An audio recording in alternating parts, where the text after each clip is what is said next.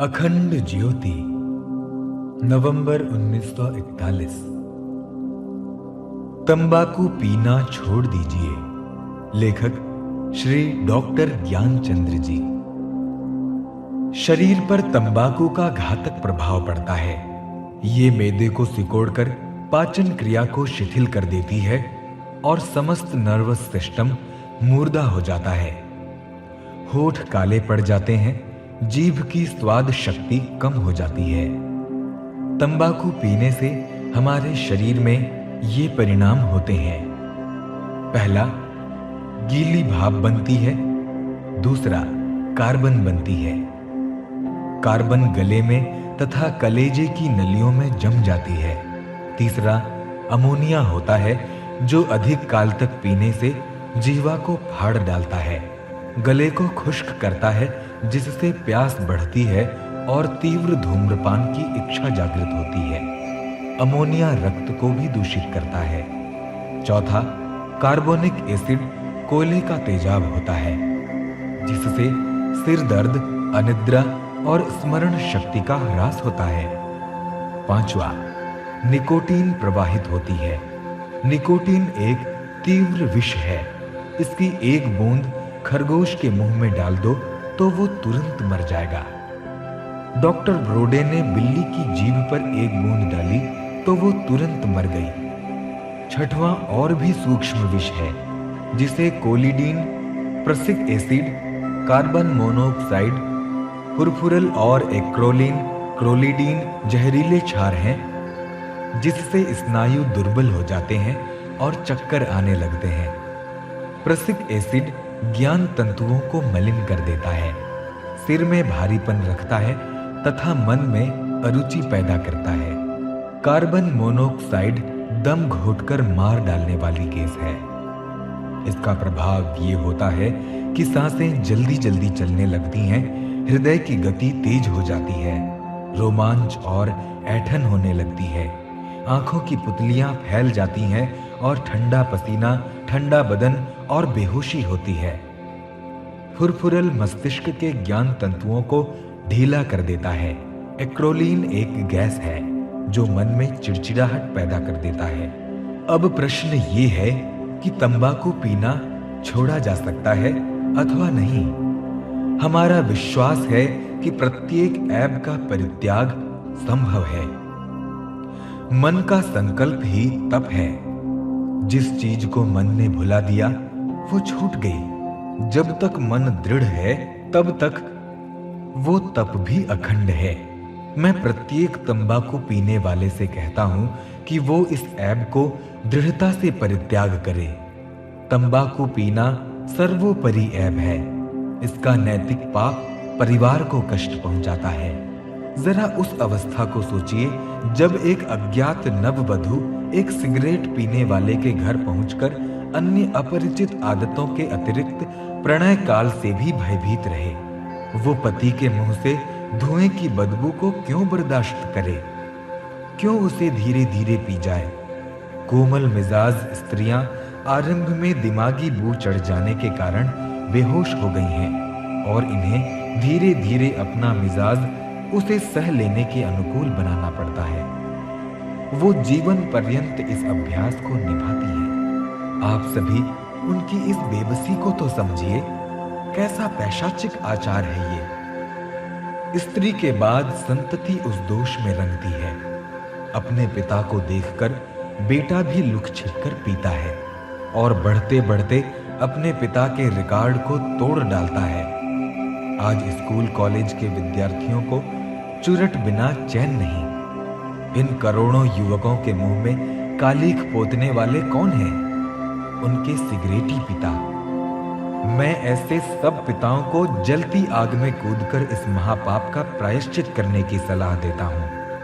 उन कोमल बच्चों की नई छाती को सिगरेट के धुएं से झुलसाकर उनके तेज और शुद्ध रक्त को विषैला बनाकर उन्हें क्षय के गड्ढे में डाल दिया जाता है। उनकी कमर झुकी, आंखों पर चश्मा चढ़ा कि गड्ढे में पैर खिसका। इन्हें मृत्यु से कौन रोकेगा? सिगरेट का तीसरा शाप परिवार का फूंकना है। घरों में आग लग जाना और मृत्यु हो जाना प्रकट सत्य है।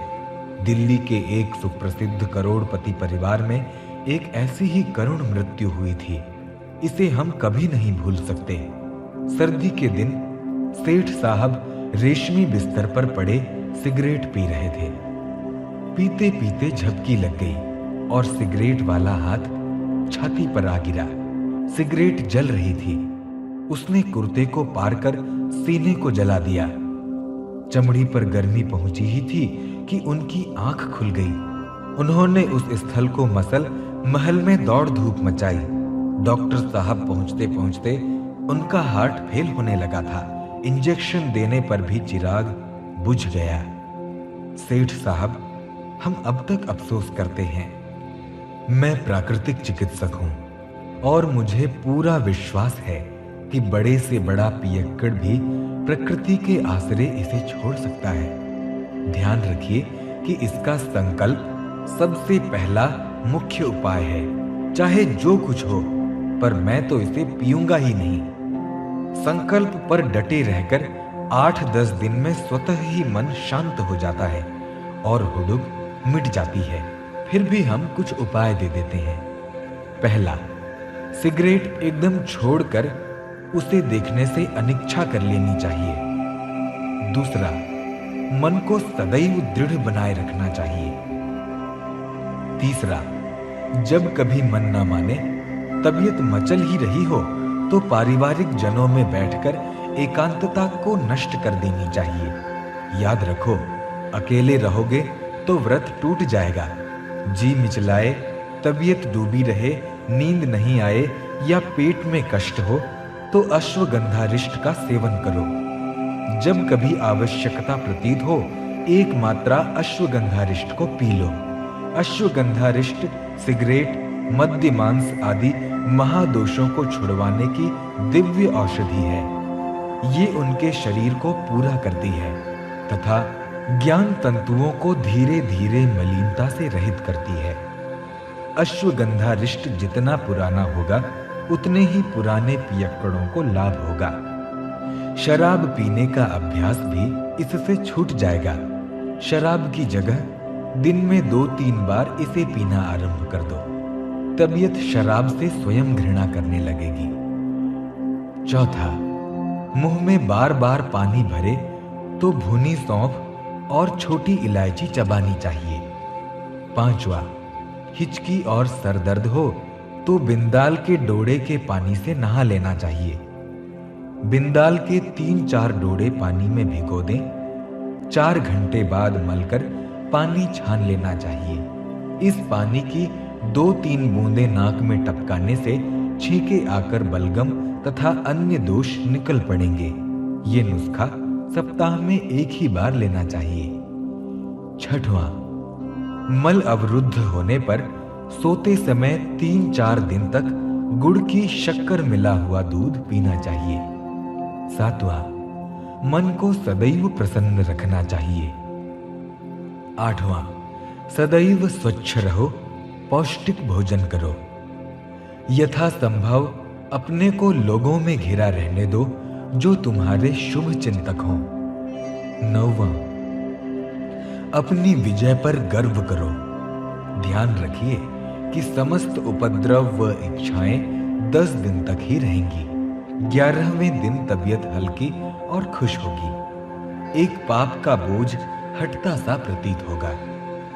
तंबाकू पीने का समय भी कितना व्यर्थ जाता है, ये भी सोचिए। 2 घंटे नित्य इसमें खर्च हों, इस प्रकार 60 दिन 1 वर्ष में खर्च हुए। मिस्टर मिक्स समस्त दुनिया का हिसाब लगाकर बतलाते हैं कि प्रतिवर्ष करीब 1 अरब रुपयों का तंबाकू सेवन किया जाता है। वैज्ञानिक आधार पर यह बात मानी गई है कि पीने और खाने दोनों क्रियाओं से प्यास लगती है। मुंह और गला खुश्क हो जाता है।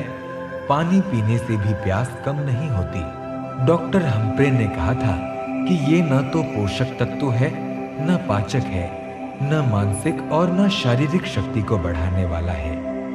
ये तो हमारा प्रबल शत्रु है जो नसों को काट डालता है, पेट को नष्ट करता है, प्यास को बढ़ाता है। जिस भूमि में तंबाकू की खेती होती है वो शक्तिहीन हो जाती है। जो व्यक्ति सिगरेट पीता है वो 60 फीट तक तंबाकू की गंध फैलाता है। जीवन सखा।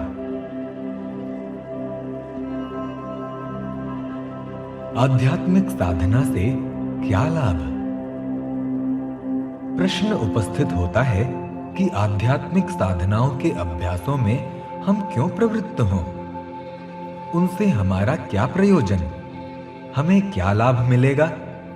ये प्रश्न यथार्थ में महत्वपूर्ण है। आइए आज इन पर विचार करें। जिस प्रकार शारीरिक बल का संपादन करने से शारीरिक स्वास्थ्य उपलब्ध होता है और इसके आधार पर दैनिक जीवन के अन्यान्य कार्य पूरे होते हैं, उसी प्रकार मानसिक बल का उपार्जन करके मन चित्त की स्थिरता और शांति का अनुभव कर सकते हैं।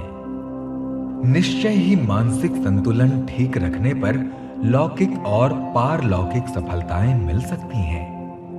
मनुष्य विद्युत शक्ति का भंडार है।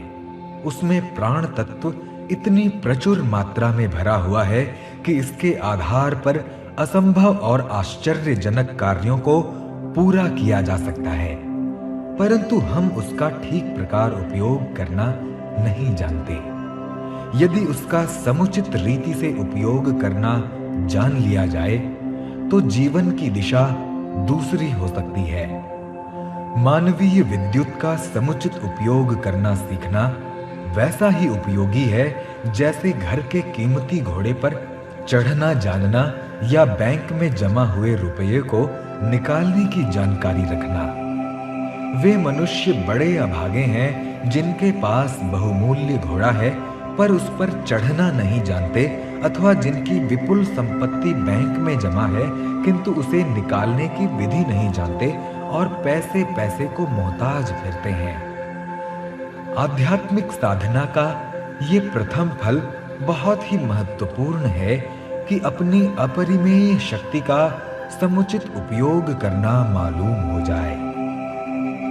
दुखों को दूर करने और सुख प्राप्त करने का हम सतत प्रयत्न करते हैं। सारा जीवन इन्हीं दोनों की उलट पुलट में व्यतीत हो जाता है किंतु मनोकामना पूरी नहीं होती। यदि कोई ऐसा उद्गम प्राप्त हो जाए जहां से सुख और दुख का उदय होता है और वहां अपनी इच्छानुसार चाहे जिसे ले लेने की सुविधा हो, तो क्या इसे मामूली चीज समझना चाहिए? विद्या, धन, स्वास्थ्य, स्त्री, संतान प्राप्त करने पर भी जिस सुख को हम नहीं प्राप्त कर सकते, उसकी सच्ची स्थिति प्राप्ति का सच्चा मार्ग केवल आध्यात्मिक साधना द्वारा ही प्राप्त हो सकता है। अपनी शक्ति को विकसित करना ये कितना महान लाभ है। मानवीय अंतःस्थल में ऐसे ऐसे अस्त्र शस्त्र छिपे पड़े हैं जैसे भौतिक विज्ञान द्वारा अब तक न तो बन सके हैं और न भविष्य में बनने की संभावना है। ये हथियार भ्रष्ट तांत्रिक प्रयोक्ताओं की तरह मारण, मोहन, उच्चाटन के लिए ही नहीं, वरन वाल्मीकि जैसे डाकुओं को ऋषि के रूप में परिणत करने की भी शक्ति रखते हैं। सुदामा और नरसी जैसे दरिद्रों के सामने क्षण भर में स्वर्ण संपदा के पर्वत खड़े कर सकते हैं, कोढ़ियों को स्वर्णकाय बना सकते हैं और डूबते दरिद्रों को पार कर सकते हैं। ये दिव्य शक्तियां भी आत्म साधना द्वारा ही संभव हैं। ये बड़ी पेचीदगी है कि दूसरे क्या हैं, वे किस प्रकार के विचार रखते हैं, क्या चाहते हैं और कितनी योग्यता रखते हैं। यदि इन सब बातों का ज्ञान हो जाए तो मनुष्य की बहुत सी कठिन समस्याएं हल हो सकती हैं और वो ठीक व्यक्तियों से ठीक लाभ उठा सकता है। दूसरों के मन को पहचानना, अन्यत्र होने वाली घटनाओं को जानना, भविष्य का पूर्वाभास प्राप्त करके सावधान रहना, ये भी बातें एक से एक उत्तम हैं और मानवीय अपूर्णताओं को दूर करती हैं। हम स्वयं क्या हैं? संसार क्या है? कुछ और कंचन का तत्व क्या है? इनका ठीक ज्ञान न होने के कारण भव बाधाओं की कठिन पीड़ाएं हम सहते हैं और चिरकाल तक नारकीय यंत्रणाओं में तड़पते रहते हैं। बंधन से मुक्त होकर सच्चिदानंद स्वरूप को प्राप्त करना तभी संभव है जब हम ज्ञान दृष्टि से, दार्शनिक पद्धति से ईश्वर, जीव और प्रकृति का विवेचन कर सकें। रोग का ठीक रूप में जाने बिना इलाज करना असंभव है। विश्व का तात्विक रूप जाने बिना भव से तरना नहीं हो सकता और वो तत्व दर्शन आत्म साधन के ही परिणाम स्वरूप प्राप्त हो सकता है। मिट्टी के खिलौनों से खेलने वाले, कुछ कांचन में व्यस्त बाल बुद्धि के अज्ञानी पुरुष आध्यात्मिक साधनाओं का उपहास कर सकते हैं, अविश्वास कर सकते हैं, परंतु विश्व की प्रचंड अनुभूतियों का तेज हमसे कहता है कि अज्ञानियों, आत्मा ही सत्य है, आध्यात्म विद्या ही सत्य है। प्राणियों, असत की ओर नहीं, सत की ओर चलो। निराशा के बाद आशा। लेखक पंडित प्रेम नारायण शर्मा, गिरदावर, कानून गो, अंबाह। स्कॉटलैंड के राजा ब्रुश को अपने शत्रुओं से 6 बार हारना पड़ा। उसने हर बार प्रयत्न किए, किंतु असफलता के सिवाय और कुछ हाथ न आया। 6 बार हार जाने के पश्चात वो बहुत निराश हो गया था और खिन्न मन से अपने प्राण बचाने के लिए एक टूटे फूटे स्थान में छिपा पड़ा था। नाना प्रकार के विचार उसके मस्तक में घूम रहे थे। सोचता था शायद मेरे भाग्य में असफलता ही लिखी होगी। इन्हीं विचारों में वो पड़ा हुआ था कि ऊपर छत पर उसकी निगाह गई। देखा कि एक मकड़ी जाला तानने के लिए बार बार प्रयत्न करती है, किंतु बार बार असफल होती है। उसका तार हर बार टूट जाता है। राजा बड़े मनोयोग के साथ उसकी ओर देख रहा था। 6 बार वो मकड़ी असफल हुई, किंतु 7वीं बार उसका मनोरथ पूरा हो गया और उसने जाले को तान ही लिया। ब्रुश के मन में एक नवीन स्फुरना हुई। उसने कहा, यदि 7वीं बार मकड़ी सफल हो सकती है तो मैं भी कृतकार्य हो सकता हूं। अब की बार उसने दूने उत्साह के साथ सेना का संगठन किया और शत्रु पर चढ़ाई कर दी। इस हमले में उसे सचमुच विजय प्राप्त हुई और अपना खोया हुआ राज सिंहासन प्राप्त कर लिया। हम में से कितने ही ऐसे हैं जो 1-2 बार की असफलता से ही निराश हो जाते हैं और प्रयत्न को छोड़ बैठते हैं। ये सफलता का मार्ग नहीं है। विजय की पुष्पमाला उसके गले में पहनाई जाती है जो अनेक बार निराशा के अवसर आने पर भी उन्हें कुचलता हुआ अपने ध्येय पथ पर बढ़ता ही चला जाता है।